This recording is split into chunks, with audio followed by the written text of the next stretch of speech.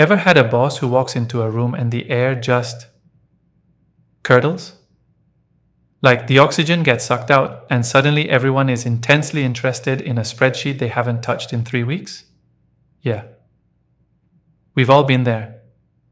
We tend to think of leadership as this mystical quality.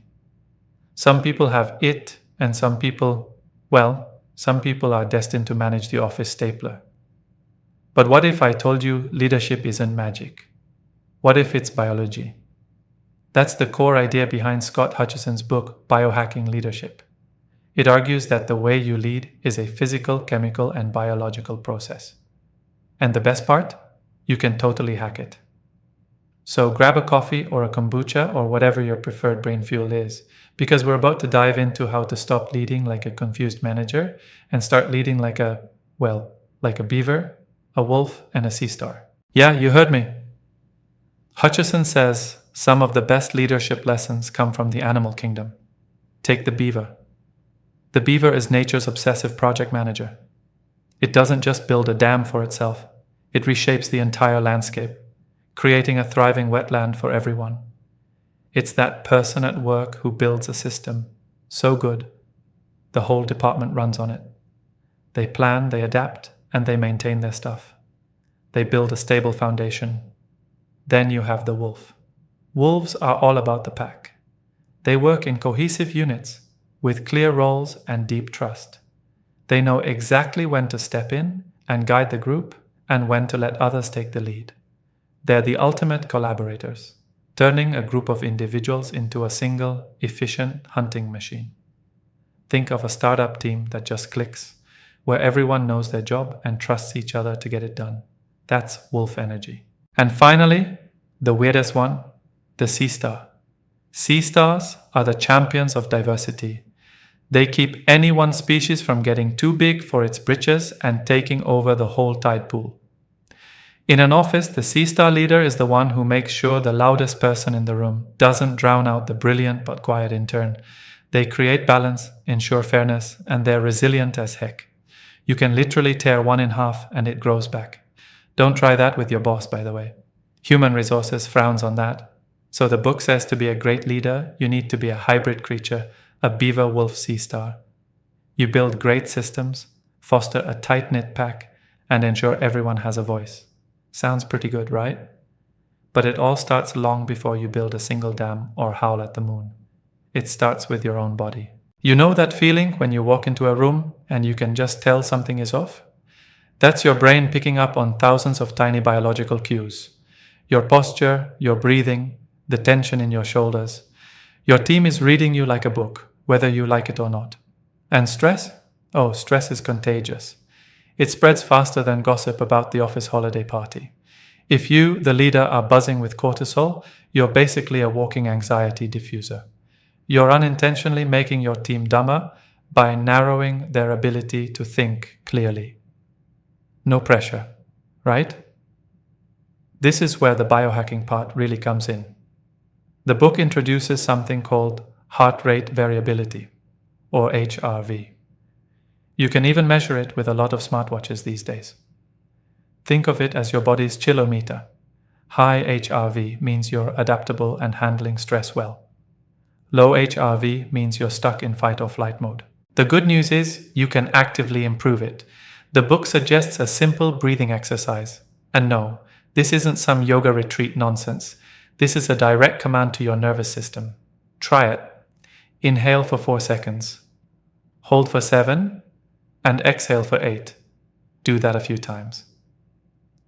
You're literally telling your body, hey, we're not being chased by a saber-toothed tiger right now. You can calm the hell down. When you're calm, you signal safety to your team.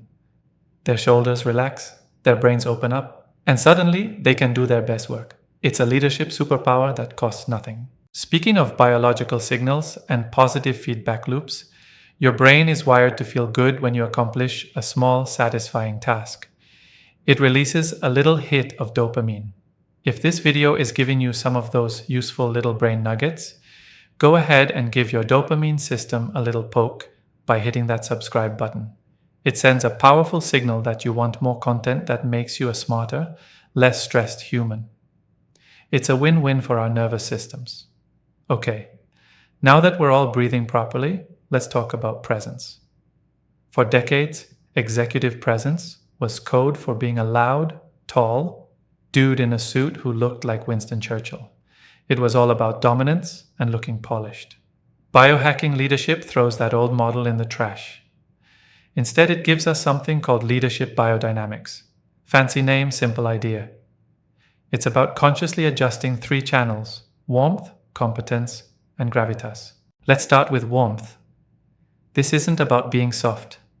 It's about creating psychological safety.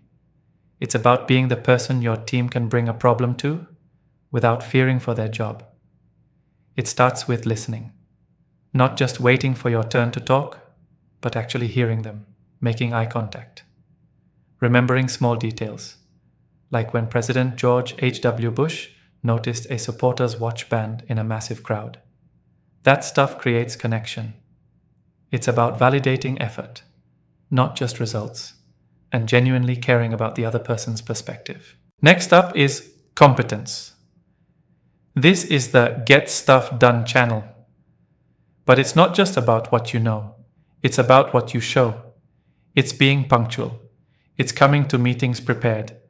It's managing your own workload so you don't become a bottleneck. It's about pausing before making a big decision instead of just firing from the hip.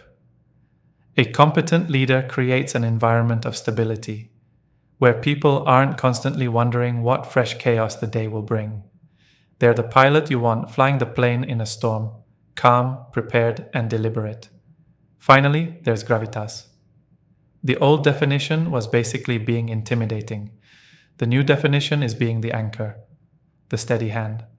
When things get crazy, a leader with gravitas creates clarity.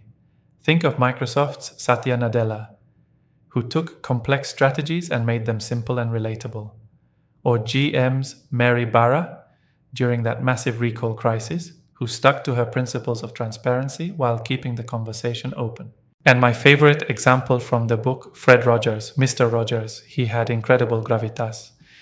He was calm, he treated everyone with dignity, and he listened with his whole being. He was the anchor for millions of kids.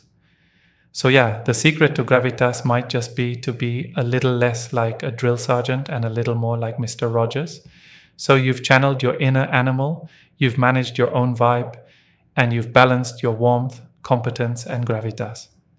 The final piece of the puzzle is how you communicate. Your brain and everyone else's is wired for stories. When you just spew facts and figures, you're talking to a tiny, boring part of the brain. But when you tell a story, you light up the whole thing. You trigger the release of chemicals like dopamine, which helps with memory, and oxytocin, the trust and empathy hormone. The book offers a dead simple story framework, and but therefore. Our team has done amazing work and the market is getting tougher, but we have the skills to beat it, therefore here is our plan. See, you've just created a mini story with a hero, the team, a conflict, the market, and a resolution, the plan. You're not the hero, you're the guide. Conversation works the same way. Our brains have these things called mirror neurons. It's why you yawn when someone else yawns, but they also mirror emotion.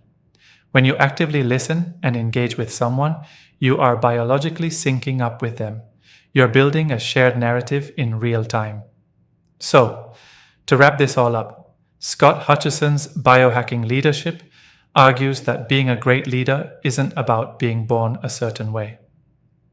It's a skill you can learn by understanding the biology behind human interaction. It's about building strong systems like a beaver, fostering trust like a wolf, and creating balance like a sea star. It's about managing your own internal state so you don't spread anxiety to everyone around you.